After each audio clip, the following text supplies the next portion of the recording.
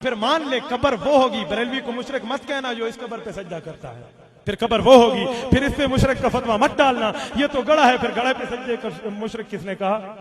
بریلویوں کے وقت قبر یہ ہے، قبر پہ سجدہ تو مشرک، تیرے اور میرے وقت قبر وہ ہے، تمہیں تو اپنی قبر ہی پتہ نہیں ہے۔ ایک آدمی نے مجھے کہا مولوی صاحب قبر ہوئے حضرت تھانوی لکھا ہے، میں کہ نبی واسطے لکھا، اس نے تو غریق کا لکھا ہے یا حریق کا لکھا ہے، غریق پانی میں غرق ہوتا ہے، حریق آگ میں جل جاتا ہے، نبی کے لیے نعوذ باللہ تم یہی مانتے ہو؟ نحمده ونصلي ونسلم على رسوله الكريم اما بعد فاعوذ بالله من الشيطان الرجيم بسم الله الرحمن الرحيم قل جاء الحق وزهق الباطل ان الباطل كان زهوقا۔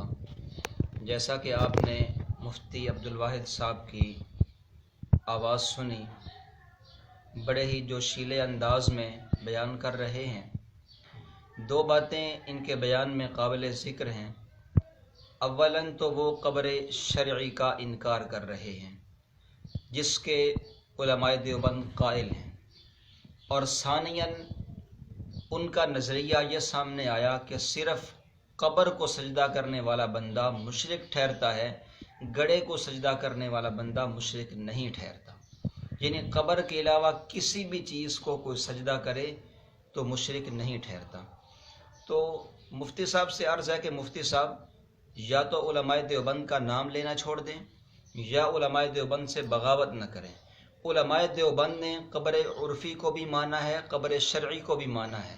اس زمینی گڑھے کو علماء دیوبند نے قبر عرفی کہا ہے، اور جہاں پہ انسان کی روح کا اصل مستقر ہوتا ہے وہ ہے قبر شرعی، اور علماء دیوبند دونوں کے قائل ہیں، اور اشاعت التوحید و سنہ بھی دونوں کے قائل ہیں، اور تم ایک کو مانتے ہو ایک کا انکار کرتے ہو، تو بتلاؤ علماء دیوبند کے باغی تم ہو یا ہم ہیں؟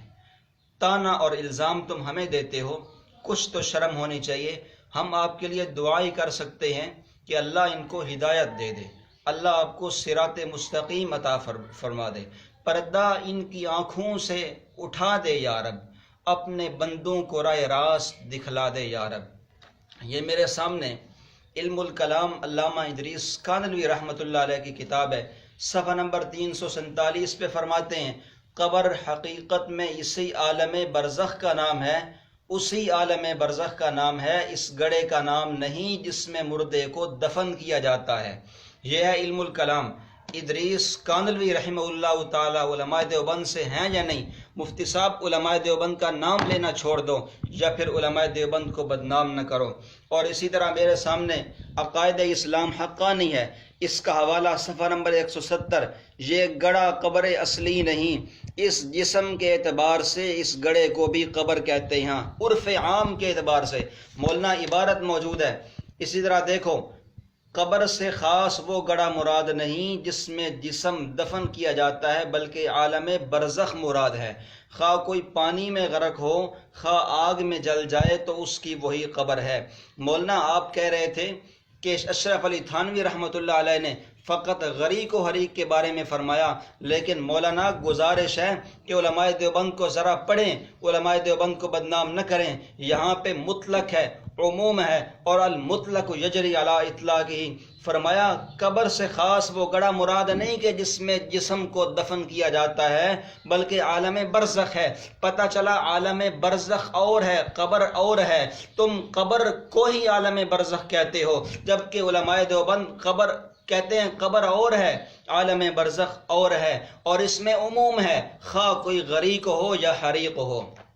یہ عقائد اسلام حقانی ہے، اس پہ تصدیقات موجود ہیں اساتین دیوبند کی۔ مولانا قاسم نانوتوی، مولانا حبیب الرحمن سابق محتمم دارالعلوم دیوبند، سید انور شاہ صاحب کشمیری، مفتی کفایت اللہ دلوی رحمہم اللہ تعالی، ان سب اساتین علماء دیوبند کا نظریہ آپ کے سامنے آ گیا۔ اس لیے مولانا آپ شرم کریں اور علماء دیوبند کے نام پہ کھانا اور علماء دیوبند کا نام لے کے اہل حق پہ تبرہ کرنا چھوڑ دیں۔ یہ سارے اساتین کا نظریہ آپ کے سامنے آ گیا۔ وہ قبر عرفی کے بھی قائل ہیں، قبر شرعی کے بھی قائل ہیں، جبکہ آپ قبر عرفی کے قائل ہیں، قبر شرعی کے منکر ہیں۔ تو علماء دیوبند کے باغی آپ ہوئے یا علماء دیوبند کے باغی ہم ہوئے؟ اور دور نہ جاؤ، یہ محاسن اسلام ہے جو مفتی تقی عثمانی حفظہ اللہ تعالیٰ کی سرپرستی میں شائع ہوتا ہے۔ جولائی 2016 کا رسالہ ہے اور اس کا صفحہ نمبر 16 ہے۔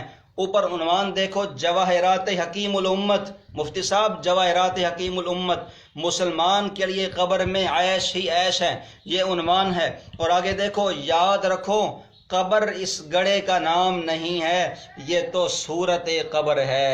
مفتی صاحب، یہ تو صورت قبر ہے، یہ تو صورت قبر ہے، قبر اس گڑھے کا نام نہیں، اور حقیقت میں قبر عالم برزخ کا نام ہے۔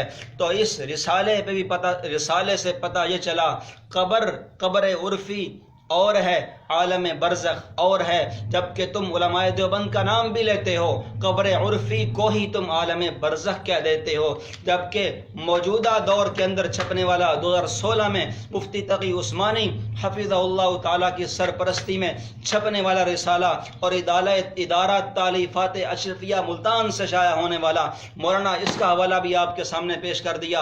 اب گزارش ہے کہ علماء دیوبند کا نام لینا چھوڑ دیں۔ دوسری بات آپ نے یہ فرمائی تھی کہ صرف قبر کو سجدہ کرنے سے انسان مشرک ٹھہرتا ہے۔ آپ نے فرمایا بھلا گڑھے کو بھی سجدہ کرنے سے کوئی مشرک بنتا ہے؟ تو مولوی صاحب، آپ کے نزدیک تو پھر ستارہ پرست بھی مسلمان ہوئے۔ آپ کے نزدیک تو مکہ کے وہ مشرک جو مورتیاں بناتے تھے، پتھروں کو تراشتے تھے، تو کیا آپ کے نزدیک وہ بھی مسلمان ہیں؟ کیونکہ انہوں نے پتھر کے سامنے سجدہ کیا، مخصوص پتھر کے سامنے سجدہ کیا ہے، اس کی عبادت کی ہے۔ تو آپ کا کہنا کہ قبر پہ سجدہ کرنے سے مشرک بنتا ہے، گڑھے کو سجدہ کرنے سے کوئی مشرک نہیں بنتا، تو مولوی صاحب گھوڑے کے پجاری پہ فتویٰ کیوں لگاتا ہے؟ چاند، سورج، ستارے کے پجاری پر سجدہ تو فتویٰ کیوں لگاتا ہے؟ مولوی صاحب، ماننا پڑے گا، خواہ کوئی قبر کو سجدہ کرے، خواہ کوئی گڑھے کو سجدہ کرے، خواہ کوئی گھوڑے کو سجدہ کرے، خواہ کوئی چاند، ستارے، سورج کو سجدہ کرے، وہ مشرک ٹھہرتا ہے۔ اور مولوی صاحب، اتنی گزارش ہے کہ جوش میں آ کے ہوش مت اڑا دیا کرو، جوش میں آ کے ہوش مت اڑایا کرو، جوش بھی اتنا لایا کرو کہ جتنا برداشت کر سکو۔ جوش میں آتے ہو اور آپ کا ہوش اڑ جاتا ہے، آپ نے ایسی باتیں کہنا شروع کر دیں کہ معاذ اللہ کوئی عام بندہ بھی وہ باتیں نہیں کہہ سکتا کہ دیکھو جی گڑھے کو سجدہ کرنے سے بھی بھلا کوئی مشرک بنتا ہے۔ کیسی باتیں کی ہیں آپ نے اپنے نام کے ساتھ مفتی، نہ جانے کہاں سے آپ نے افتاء کیا ہے۔ تو گزارش ہے کہ علماء دیوبند کو بدنام نہ کریں، اتنی ہی گزارش ہے آپ سے۔ ہماری دعا ہے کہ اللہ آپ کو صراط مستقیم عطا فرمائے۔ ہم تو یہی کہیں گے کہ مانو نہ مانو جان من تمہیں اختیار ہے۔